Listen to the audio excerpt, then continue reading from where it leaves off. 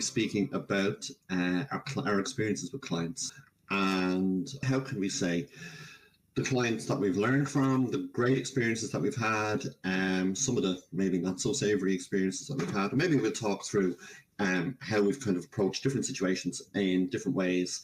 And, you know, it might help other CV writers out there, it might help people who are recruiting out there, and hopefully it'll help some people who are on the job seeking trail as well, because as always, I'd like to think that we'll be given some hints and tips as to how to actually proceed with your job application, or how to keep that communication flowing between your companies that you are applying to, and recruiters and the talent acquisition people and the managers and stuff like that as well. Does that sound fair? Does that sound a fair approximation of what we'll be doing this morning? Have you anything to add? No, it's just our experiences, yeah? Just our experiences. Challenging, yeah. Do you have anything that comes to mind? Good, bad? Do you want to start with good, bad, challenging? How are we going to do this? Yeah, I don't mind if you want to go first. I can go first. You go first. We flip a coin. I'm happy to go first.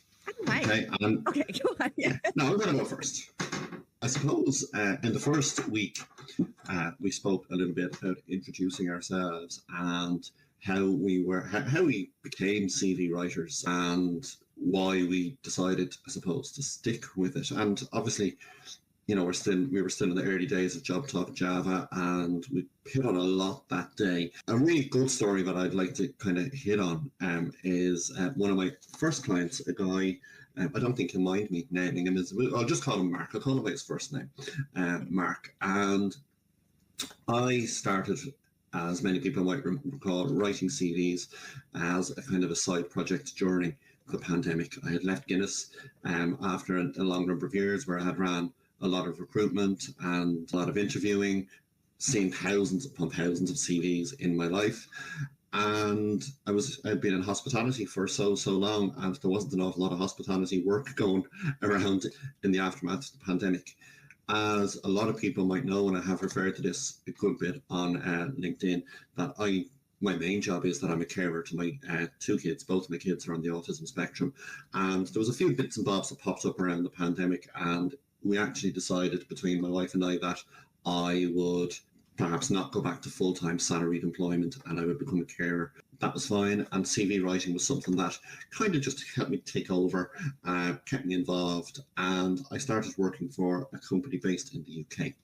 And my idea really at the start was, there's a lot of people in the hospitality industry that are now out of work because there is no hospitality happening, and perhaps I might be able to help them ease their way into something else. And the first couple of CVs that I was assigned working with this company, they were people in or around early career professionals, one or two people returning to work after some time out. And then next thing, one day, I got a phone call from the manager. And we have a client who has had a bad experience with another writer.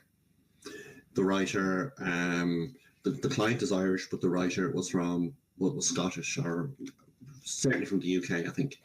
And basically the writer the relationship didn't work out from the word go. There was a couple of missed calls and miscommunications, and the guy was paying an awful lot of money, or into hundreds of pounds sterling. And I said, well, look, you know, I'd be happy to try. And they asked me would I just try and step in and try and help the situation, because it was either a case of refunding the guy his money or getting somebody else to write a CV. So the guy is a chartered accountant. Now, I know, aside from the fact that my wife is an accountant, I don't know an awful lot about accountancy and, you know, intricacies of that world. And I said, look, I'll do my best. I'll go on to a call with him, we'll have a chat, and we'll see where we can go. So we went on to a call, we set up a call, and I said, look, I don't know what's gone before here, but I'm going to try my best to work with you. And I explained to Mark that my background is in hospitality, retail. I don't know an awful lot about your line of work, but what I do know is that I'm a very good writer and that I am a very experienced line manager who has conducted thousands of job interviews over the course of my career. So I think I have an insight, and if we can get the information from you, I think we can get a good CV working together if you're happy to go with that. And if not, well, then we take it back upstairs to the management, and things can work from there. Find someone else, basically. Find somebody else, or if he was going to get refunded his money or whatever the case may be. And I think the first thing that happened was he said, "Thank you so much for being so honest. I really want to get this done, and I'd like to work with you." And we worked together over the course of about a week or so to get all the information down that he wanted to see in a CV. There was terminology that I didn't understand, but I knew that I was able to put it into bullet points that were grammatically correct, and I could see where there were things that might be of interest to a hiring manager. Over the course of that week together, we came up with a CV, and he was very, very happy. Okay, so it was a kind of a classic case of, I've often asked people in job interviews, well, tell me about a time that you retrieved a situation that was going bad for a customer. And it was a classic example of that. But for me, what I learned was that the skills that I had learned in hospitality over the previous 20, 25 years could be applied to CV writing by being very open and honest and having top-class hospitality. You never say no. If you do actually end up in a situation where you have to say no, you're leaving the client under no illusion that you have turned every stone over to try and help them, okay? And it was that moment, that client, Mark, that actually made me realise, well, I don't have to be an expert in chartered accountancy, quantity surveying, pharmacies, whatever else. I can actually work with different people. I can write for anybody. Now, the nice thing that happened about that was Mark came back. Mark got the job that he was going for, and he actually has a lovely testimonial on my LinkedIn page. And he would say, "No, I don't believe that CV alone gets you a job," but he would attribute him getting the next job, and indeed the one after, to having a really, really good CV, and that everything was there for interviewers and hiring managers to see, and it really set the tone for the interview. The takeaway that I would have for CV writers, or for anybody that's maybe, in working as a freelance and anything in their own business, and indeed for people that work day to day, that if you're very honest and show your true self and give your best, you will be surprised at how far that goes. I suppose that's always a story that I would go to when I'm talking. It's very good in that it highlighted your ability to, as in it highlighted your writing capabilities, and that you can help people, and it's kind of, that's also why you do it. Now, I will share one of mine as well, which is sort of in the same vein of you, but it's sort of like that success story is what it is. Do you know what I mean? Yeah. Look. It's really positive, and that's the type of thing that can be applied across the board. And that kind of thinking is really, I would say, central to what I do now. And I would say that, having come across, it kind of gets on my goat sometimes when I hear about people or see people on LinkedIn or recruiters or whatever saying, well, if you don't have experience in that area, you've no business writing about it. I don't subscribe to that at all, because I think that's very narrow-minded thought. Yeah, I suppose it's about having an open mind. I find with that though, if you're there's no harm finding someone who may have experience in the industry or something that you worked in, but the problem with that is that if they're only writing for that industry, then they will have very internal focused language in your CV, which cannot really be transferred very well if you're looking for jobs outside of that industry, meaning you have to get it rewritten again. So if you find someone who, like ourselves, I suppose, want to find out actually about the industry, learn about the industry, and then see what differences you have brought to the industry, that actually makes it into a much better cohesive document, I would say, because I might now write something for somebody in an industry and I have a vague idea on what they're doing, but it means then that I'm relating more so with them and building that confidence and credibility. Whereas if you find someone who's niched, and of course you can niche yourself, of course there's certain CVs that I prefer writing over other CVs because I find them easier to do. Anything creative, you don't want the easy way all the time. I don't anyway, because it just gets boring, it gets monotonous, and it's just tedious sometimes when you get the same type of things coming in. So you want absolutely not a bit more challenging or a bit more, creative in what you can do with it. I'm going to put this here and I'll put that there. Like, you don't, as you said, you don't have to be a chartered accountant, right? For a chartered accountant. Do you know what I mean? Yeah. And, you end up then, the nice thing about it is, like, I suppose perhaps a weakness of me when I was starting out was that my perspective was very much retail and hospitality. And by the nature of the people that I was interviewing over the years, yes, there were different people, different roles, different levels, that at the same time, as you're kind of saying there, that you're viewing it through that prism. Whereas now, when I go and deal with somebody, at the moment I'm working with somebody in the immigration services.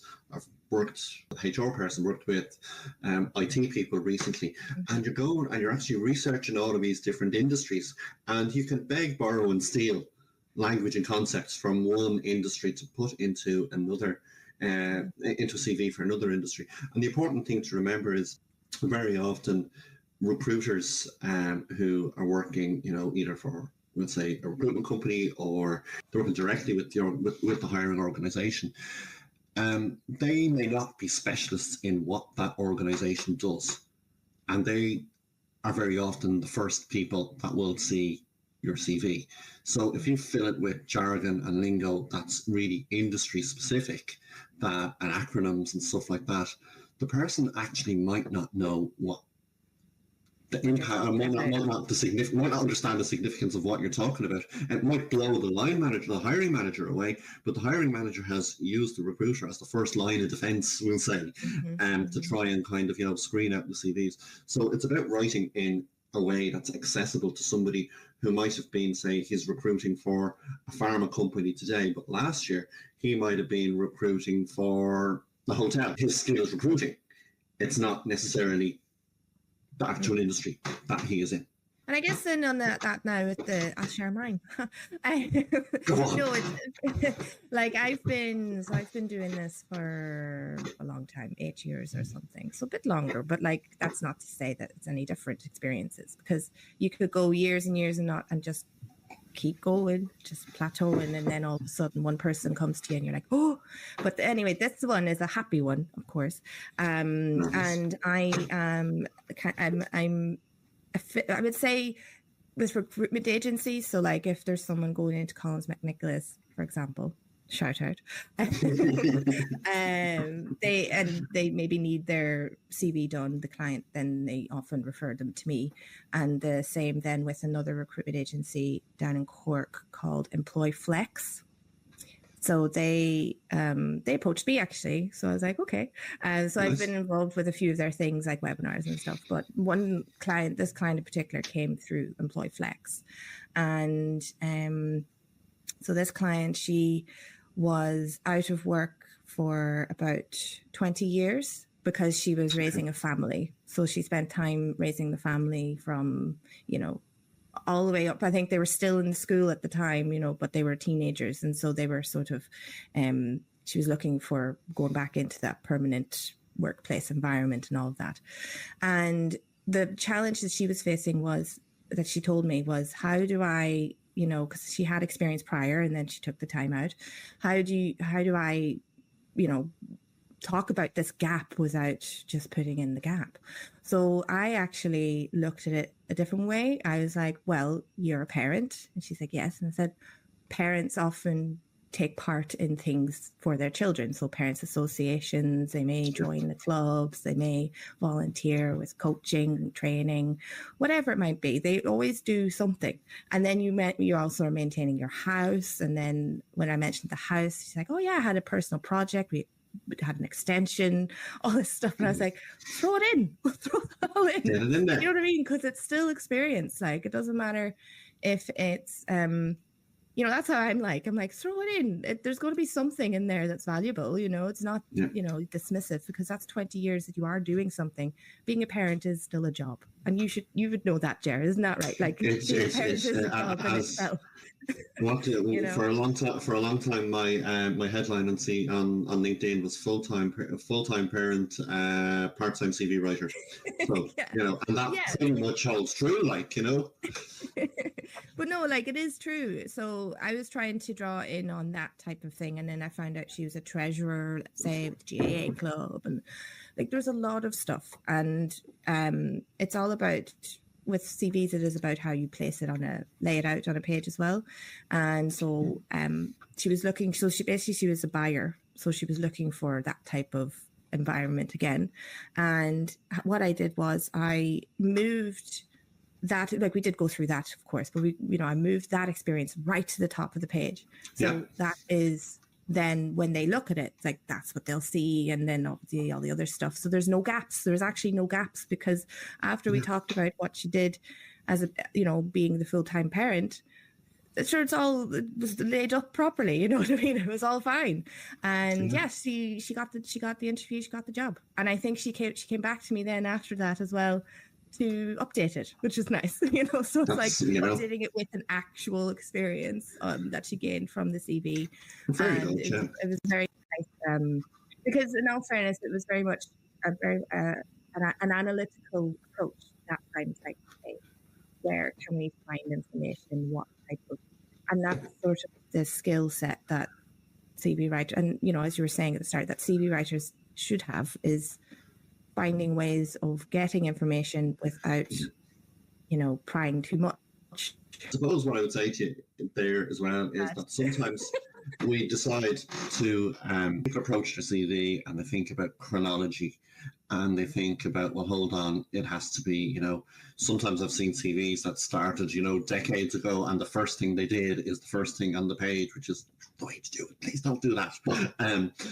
Usually, and they'll work forward or they'll work backwards, which is, the type of CV that you'll see most often. But sometimes, every now and again, you're going to come across a client and the chronology is not going to hang together in a conventional type of a way. And I know that recently I worked with somebody who kind of had, basically they work as a consultant and they go into places on, short-term contracts. And if you were to do a chronology on their CV, you'd go, God, this person is job hopping left, right and centre, and it's not necessarily a good thing. Sometimes it's not necessarily a good look for people, perhaps. Now, we can have another debate about that another time.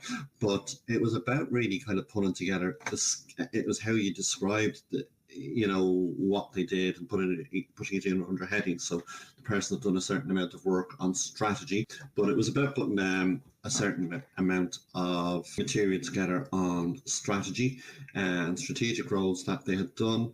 Other roles were a little bit more operational. And other roles, again, they were a little bit longer term. And we put them together in such a way that there was no questions really arising about, well, why are they moving from job A to job B to job C? It all hung together really, really logically. Did you have anything on that? No, I would agree with that. It's not, there's no I'll just actually then, I suppose, go on a little bit on that, because I did write this was maybe not so much a bad experience, more so a miscommunication, I feel, of conflicting advice. And how you overcome that to maybe keep people on board. So one of them was, and it was, I think, about the design, so the layout of it and all of that. It is a very short little thing, it's not a big detailed. That's okay, take your time. But it's more, this happened a long time ago, 4 or 5 years ago or something. 3 years ago, actually, I think. I don't know. Oh, I think it was over COVID. But basically, this client, she had a lot of experience, and she had, I think she was an executive assistant and, all of that, which is quite high up. And she also owned ran a B&B. So she was trying to branch away from that and find work, I think, in office management or something like that. Right. So we had the call, I did the CV, all of that. That was fine. But she didn't really want to bring much focus to her B&B experience, which is also fine. You don't have to if you don't want to, you know.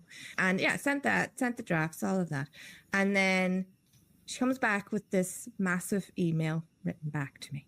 And it was about the fact that she sent her CV to an automated website, I think it was Top CV, who were at the time owned by Talent Inc. They've now rebranded themselves, but they, you know, it's one of those sales type of tools sometimes where they go, send us your CV and we'll review it right now and we'll send you an ATS score. And, you know, and all this, and buy our stuff. Sharp intake of breath. So if anyone's wondering, we did briefly touch on ATS in our first episode. Basically, she told me, you know, it's not good enough and you need to update it and do it up again and stuff. I you know, I would like a score of 80 or 90, which is what was suggested and stuff from this thing. And so I had to explain to her that you know, it's a sales pitch. It's, you know, your CV is actually pretty aligned and all of this. And I called her up and everything to try and see what the miscommunication was. And because it was very much a conflict on through email. So I was like, right, this is not going to get resolved by email. Let's call her and see.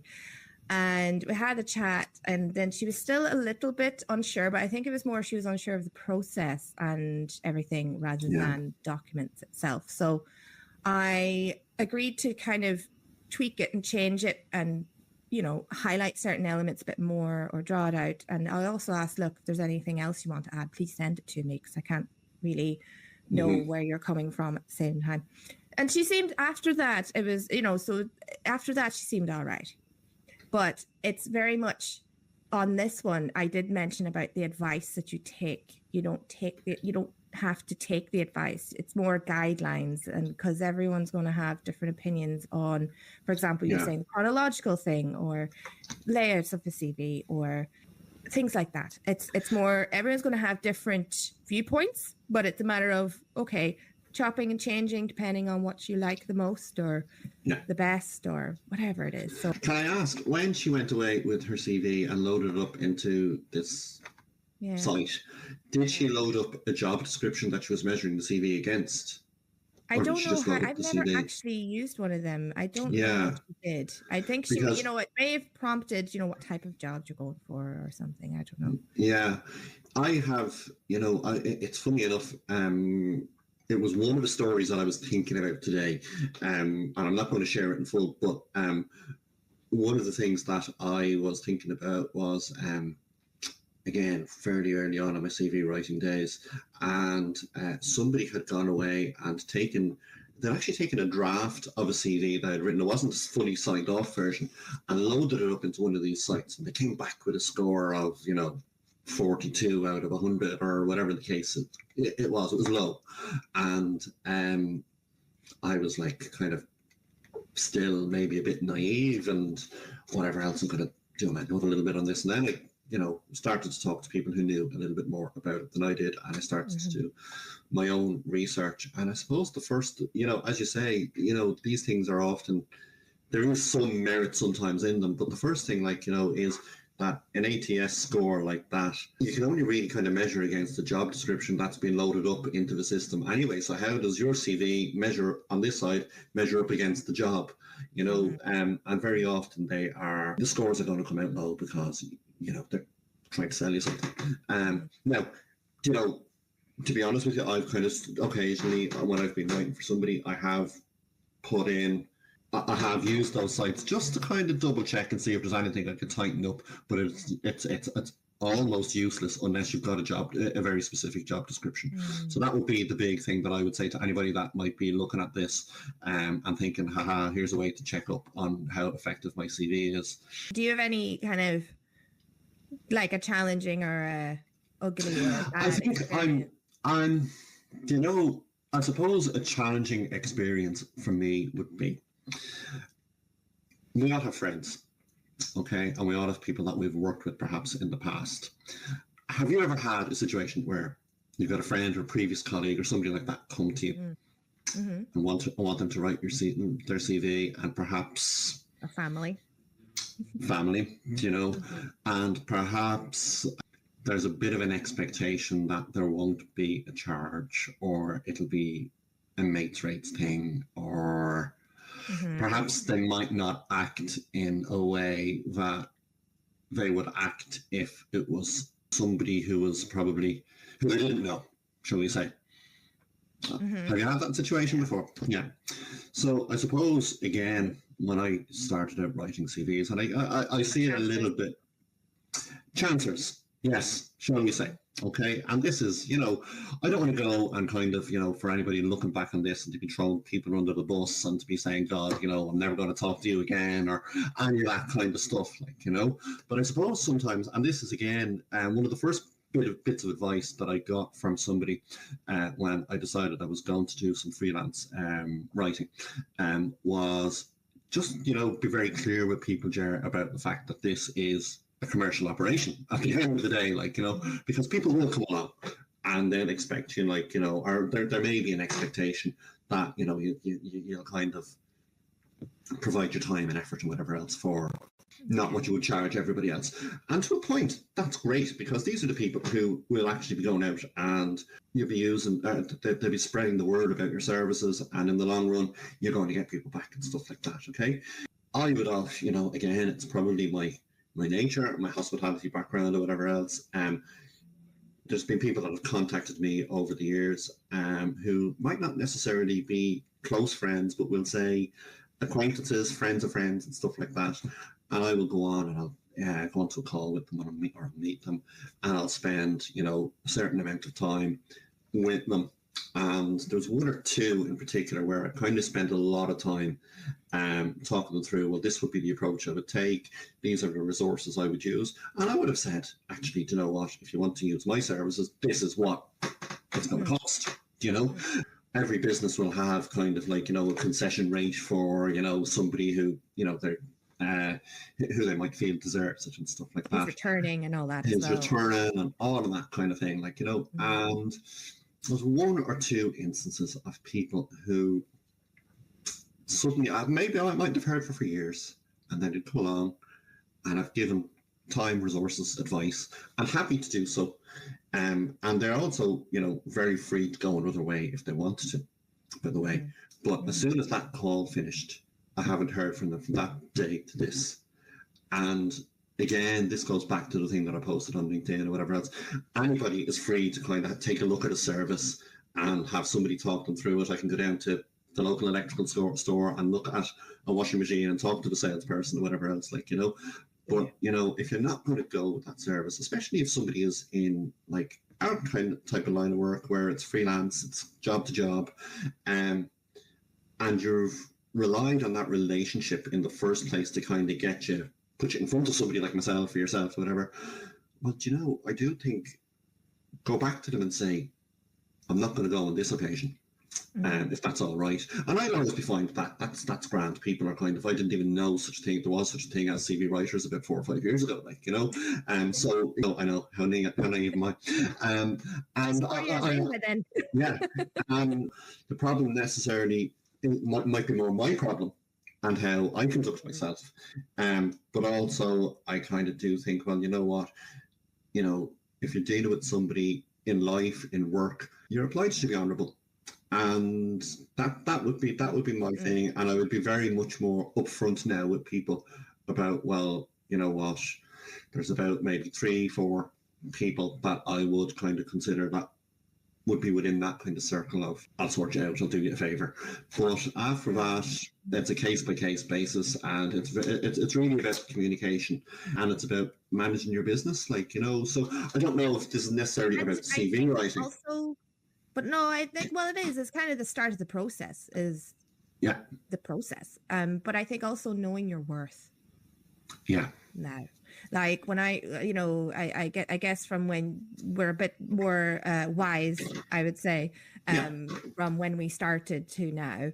And when I first started, I wasn't charging much because I was just learning. I was just refining my craft and skill and stuff, and so I didn't really feel like I was giving the highest quality documents for a certain price. Yeah. So I was not charging a lot of money, but I was charging enough, I feel.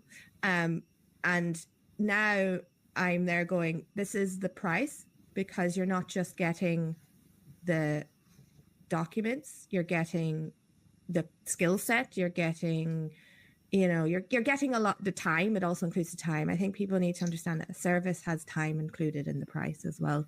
It's not just, and again, the quality. So like, if you want, like I write them in a way that I would love you to get the job or the interview, and then you get the job. I won't see you probably again. Yeah. So it's very rare you do get the returned customers, but that's where the relationship and all that come in. But I think that is a good example of like a challenge, like the challenging aspect of the whole thing is knowing your worth and not kind of going, oh, I'll deduct more than what I would normally, if because I want this business. It's like, well, then you're underselling yourself really then, and they're not really valuing what you're offering. So I think that's important. And I think that, in our case, like, we're actually kind of there effectively writing on behalf of people. So, and, perhaps using, to a certain point, using that person's voice or being that person's voice through an application process or the early stages of an application process. So I find the relationship thing is important. That loyalty, like, I suppose, just go back to the story that I told earlier on about Mark, like, that I think the key to that, and the way that Mark has, since sent other business my way, it all goes back to the relationship again. Kind of go back to the values of, if you're at work or if you're on the job search. One of the things that people don't like, and you hear a lot about it, is being ghosted.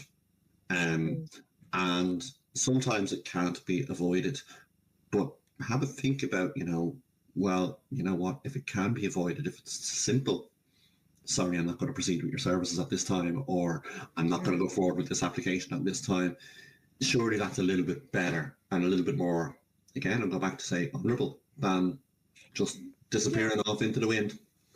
Yeah, and it's sort of now this might this is what this episode's about, is sharing the feelings as well of us, because it is very disheartening when you think you have something in the bag. It's a sales job at the same time too, like and then they're like, no, I'm gone with someone else. I'm like, oh no, that's fine. Like I'm very lucky in that people do tell me, but I have a few people who are basic, and that's no harm, they're benchmarking prices. And that's no problem either. How much is your stuff? And then they go, and how much is yours? And that's fine. But it's those who you've kind of engaged with for a while, and then they just go boom. And then you're like, okay. And then you don't hear from them for months and months and months. And then they eventually come to you at a very busy time. And then they're like, oh my God, I'd love to pitch in. Well, I'll try my best, but But the other side of it too is that those who are, in the recruitment business, being ghosted is not nice at all in any walk of life, especially if you're trying to organize stuff or plan stuff for, money, earn a living. It's sort of that courtesy, as you were saying there, the courtesy of if you weren't going to go for a service, to send like, sorry, no, thanks a million for all your support and all that, but I've gone for somewhere else, or I found a job, fantastic, the same. Then they may be the same who would be like, why did the recruitment agency or hiring manager not get back to me about my application? So it's a very similar feeling. Karma, baby. That's what I'm saying.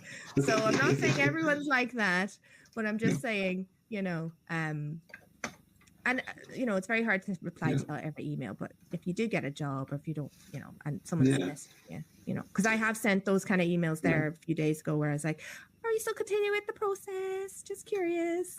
Yeah, there you go. And very, very quickly, I would say that there was somebody like that actually who I came across earlier in the year, and next of all, I'm going off the face of the earth, and I was on holidays in France over the summer, and they reached out again, and something had happened in their life in the meantime. And do you know what? Life happens. That's fine, and we picked up the process again, and everybody lived happily ever after. It was great, but the only thing that I said to her was, look, you know what, all fine, but maybe just have a think about, like, the next time you're in that situation, perhaps just pop somebody a little note and say, I need to press pause. I do believe in, I don't want to make this sound more important or more negative than it should be, but Yeah. But because 99%. it's more for us to not keep badgering you with email. Hate it. It's more for us to know, okay, I don't need to send you any follow-up emails or anything because you'll get back to me when you're ready. Right. That's it. We don't want to badger. I hate badgering people. Yeah, I will follow up once and that'll be it. Yeah, it's more or less. I'm kind of like, after I send the prices, I'm kind of like, do you still want to do this? Sometimes. And I'm just like, that's fine, don't worry about it. But there it is, it's in the ether. And I'm also one as well. Let's say I do change my prices. This is for anyone listening. If I do change my prices and I send a quotation and then the prices have shifted a little bit, I won't be, unless it's like months, or years or something after, then maybe. But if you, let's say, messaged me and asked me for a quotation and I gave you a quotation, and then maybe 2-3 months down the line I was like, I might shift the price a little bit, I'm not going to go, it's the new price. Just I'm very much like a very fair salesperson, I would say. That's it. Yeah, I quoted you that, I can't go back on it. Adjust with the times too. So unfortunately, sometimes it might be more expensive than the price of your dreams. This is what we're trying to say. This is a sales pitch now, Ger. Do you know what I kind of always get? I always get a little bit of a laugh out of if there's somebody new comes along and they connect with you on LinkedIn or whatever else, and then next of all, the other way LinkedIn will show you who the connections you have in common, and sometimes you'll pop up, or there's other people and I'll go, haha, they're going with me today, but very obviously you can see that the person has been shopping around, which is completely the correct thing to do. But I would say that in terms of, it's not just a price thing, and this goes for anything, but it's not always just a price thing. It's also about a service thing and about a chemistry thing and quality thing as well. And sometimes you will see there's a couple now popping up in Ireland where they'll have same day turnaround or 24-hour turnaround on CVs and stuff like that. Just be a little bit careful. Have you any other experience to share, Lorraine, before we come? You have a few minutes left. I don't necessarily have anything in particular, but I do have I want to know how you would approach somebody who you're on the call, you're trying to figure out information, get information or more story information for their experiences. And they would say back to you, sure, it's all in the CV. What would you say? How would you handle that? How would you approach that? If someone's asking you a question, you're asking okay, so can you elaborate a bit more about X? I'm kind of curious about it and I want to know what the story behind it is. Is this an achievement or what did you do in this job? I tend to go if there's experience in front of me, I go, I know there's more to your experience. So can you just give me a bit of a background as to what you do? And then I write notes and ask questions on that, right? Yeah. The client might come back to you saying, basically they're basically putting up a wall and they're not willing to share anything because they go, it's all on the CV. Yeah, and this is the existing CV that they've probably provided. You're trying to get more out of it. It could just have customer service written down, and there's more than customer service. There's more to customer service than that. But they're all in the CV. How would you approach that? I suppose this kind of goes back to, in my case, this goes back to all of the different job interviews that I have conducted in my career. And sometimes you get people who are just giving you, very, very top line information. And it's your job as an interviewer, as much as it is as perhaps a CV writer, to get as much information and evidence as you possibly can.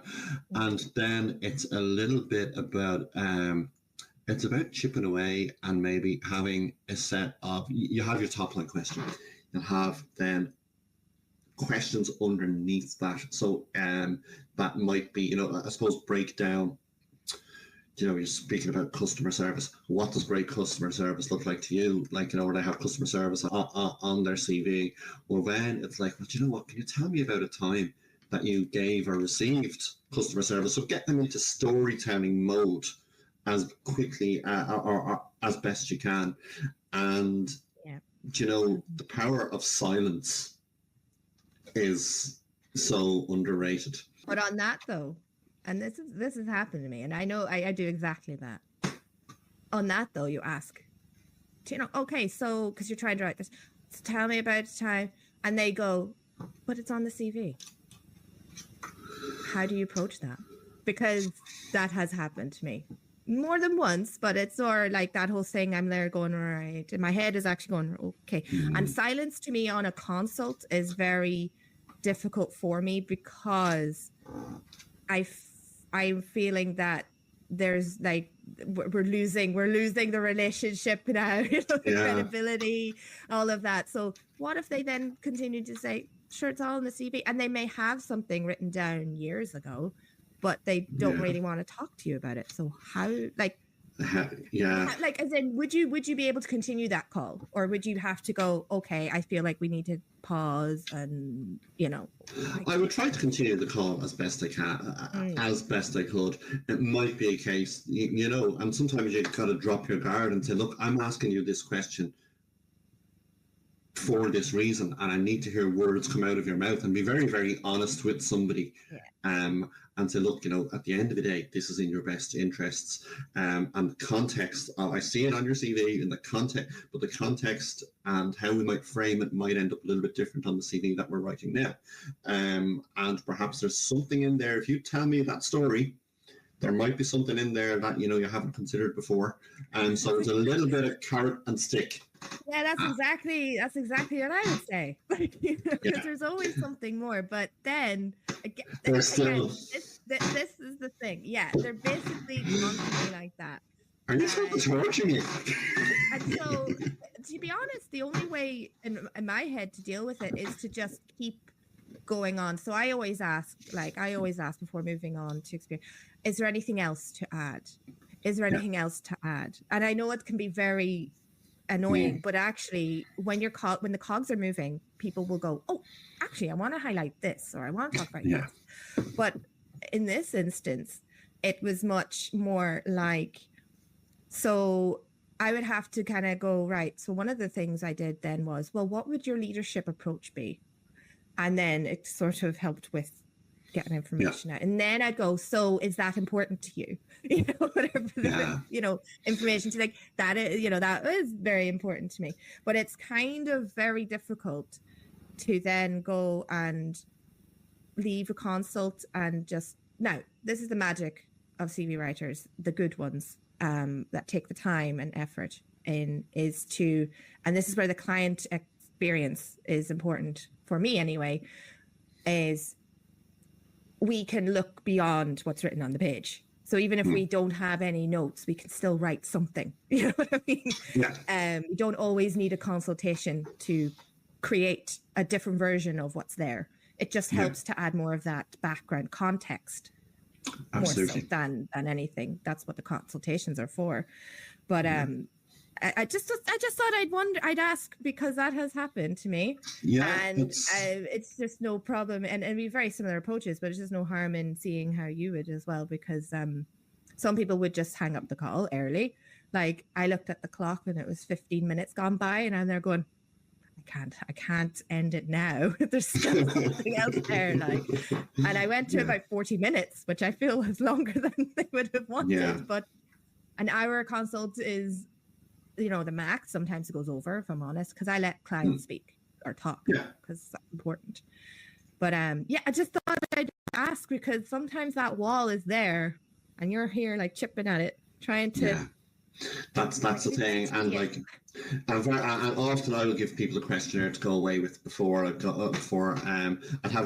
the consultation call. We'd go over top line stuff, and then design a targeted questionnaire as well, asking very specific questions about very specific achievements and skills that they have, and so that they're not put on the spot on a call, perhaps maybe sometimes, that they can come back. Now the flip side of that is sometimes people look at that questionnaire and they go, oh, do you know what? I'm not doing that for your man. Good luck. I'm going to ghost him, like, you know. But then, like, or, you know, we can say, look, we're going to use this questionnaire as the skeleton for our next call. This is what we're going to go down through it, and I'll hit record on the Zoom call, and because we have then, rather than me scribbling away frantically trying to capture what I think I hear, I've got actually I've got a file there that I can go and I can ponder over for an afternoon and kind of pull out the bits of nuggets. And sometimes somebody might just give you something in one sentence in the midst of 20-sentence answer that captures what it is that they're trying to get at. Yeah. And it's there. So, I suppose it's about how we kind of go about capturing our information as well, and certain types of communication suit certain types of people. No problem at all. I think I mentioned somebody a couple of weeks ago who came back with 30 pages worth of a questionnaire to me, and I was like, oh my God. But we wrote a great CV. Now, 95% of the information that person supplied me with wasn't used, because there's no way that you could fit that into a CV, but it gave me great context as to how to approach the whole document, and a great insight into the person and how methodical and committed they were to anything it was that they did. Yeah. No, I agree. And just one more thing as well is it's more a personal experience I had, in that it's important. This is just something separate, I guess, like it's a job still, and things happen, circumstances happen. But for me, this is the first time I ever had to do it. So I was working with another company, and I was going through some personal things, like just personal things. And it was very, very high stress at the time. And I wrote a really good, what I felt was a great quality CV, and I sent it back to the client, and the client came back with a relatively okay email, but because my frame of mind was not in the right place, I read it very, very critical of myself, like of my work, of whatever. And it probably wasn't even that bad, like as in if I went on the call again or something, but it just seemed bigger than it was. And for the first time, I actually asked, could you take this away from me? I can't deal with it at this moment in time. They were happy to do, and I was happy out, but I wasn't going to push myself to do that particular thing, because I knew I wasn't in the right frame of mind. So I think that's also important, just in relation to the client, the service itself. It's like, we are still people too, going through things. So, this is our work, and it's sort of like, a manager coming in and telling you that everything you're doing is wrong. And it's like, I suppose it's one of those things where I think of empathy both sides is good. We have stuff going on, you have stuff going on, they have stuff going on. We're doing our best for everybody, and just for anyone who is watching, maybe wanting to do this type of thing, it's okay to take a step back and go, I can't do this right now. Yeah. That's all. And sometimes there's a little bit of a fear of doing that because of the nature of what we do. It's not like, when I worked at the Guinness Storehouse, I knew there'd be visitors coming in through that door again tomorrow, come what may, whereas, if you kind of, the fear in any type of a freelance role is that if you kind of step back from something, that actually the next customer might not be through the door as quickly, and that's, the fear is real, but at the same time, I think sometimes what you've got to do is you've got to protect yourself and a little bit, and you have to think, well, hold on, what's the best thing also here for the client? And at that time, me not doing it was the best thing for both, I think. It probably wasn't a lot of touching up. I just really read into it going, I felt it was worse than it was. You know what I mean? It was tough. And I just literally, once I saw that, I asked, could they take it? And they said yes. And then I just closed my computer. I said, I should not be working right now. Yeah. And sometimes we have to make those. Sometimes we have to make. Sometimes we have to make those decisions, and sometimes it's because we just have to correct ourselves and be kind to ourselves and others, and so that's. Well, I think that's that. Unless you have anything else to add to it, Ger. No other skeletons to uncover or people to throw into the bus, or anything like that when we do Job Talk Java after dark now, it'll all come out then. I'm telling you, lads, it's in the work. We've been throwing out some ideas now, I have to say. Yeah. Like what you see, or you think there might be something in it, do please share with people, and please do, if you have any ideas for future episodes or anything at all that you want to flag or raise with Lorraine or I, message the page, message us. That's what we're here for.